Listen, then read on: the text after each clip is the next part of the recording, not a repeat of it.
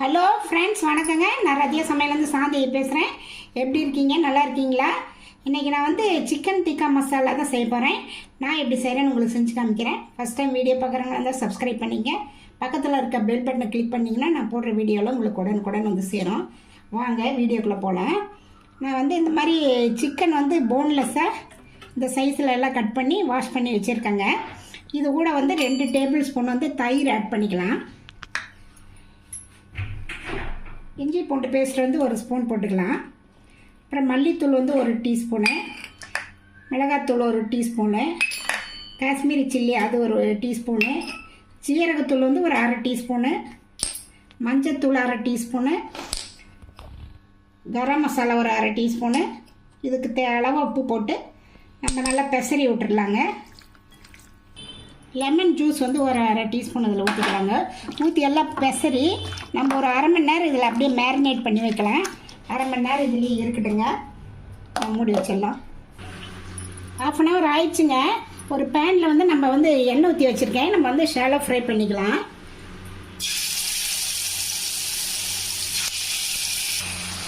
உடனே திருப்ப வேண்டாங்க. 1 நிமிஷம் கழித்து நம்ம அப்புறம் திருப்பி விட்டுக்கலாம். 1 நிமிஷம் ஆகட்டும். எல்லாம் அப்படியே திருப்பி விட்டுக்கலாங்க.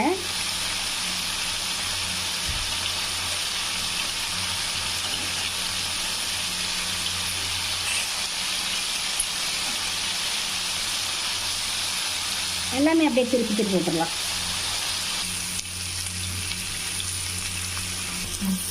பாருங்க, நல்லா பொரிஞ்சிச்சு. நம்ம இதை பூரா எடுத்துடலாம்.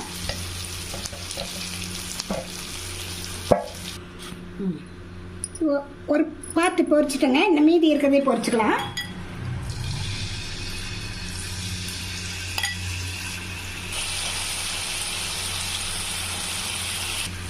ஒரு பேனில் ஆயில் ஊற்றிருக்குங்க. கொஞ்சம் ஜீரகம் போட்டுக்கலாம். ஜீரகம் பொரியட்டும்.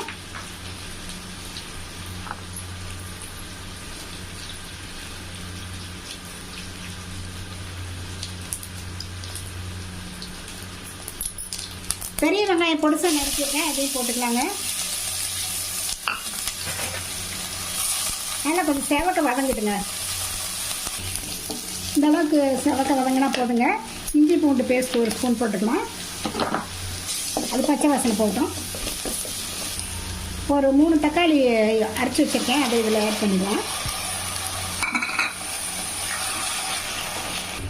இது கூட மஞ்சத்தூள் வந்து ஒரு 1/4 டீஸ்பூனு, மிளகாத்தூள் ஒரு 1/2 டீஸ்பூனு, காஷ்மீரி சில்லி அது 1 டீஸ்பூனு, மல்லித்தூள் வந்து அது 2 டீஸ்பூனுங்க.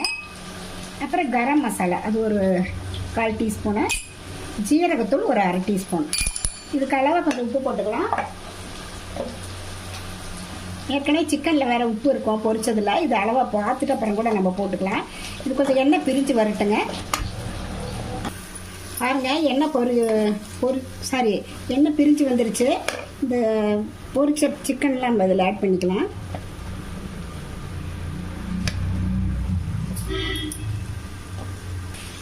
இதில் வந்து கொஞ்சம் தண்ணி ஊற்றி ஒரு 10 நிமிஷம் வேகட்டுங்க.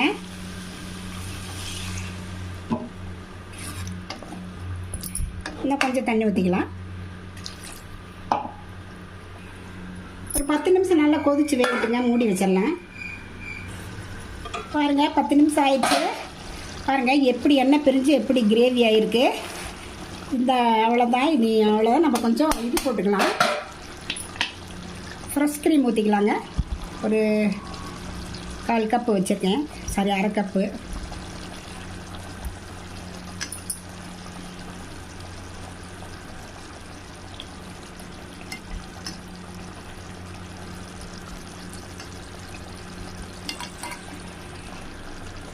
கொஞ்சம் கஸ்தூரி மேத்தி போட்டுக்கலாங்க.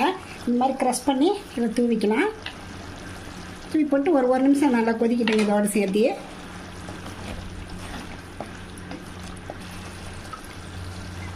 அவ்வளோதாங்க, ரெடி ஆயிடுச்சுங்க. மல்லித்தலை போட்டு இறக்கிக்கலாங்க.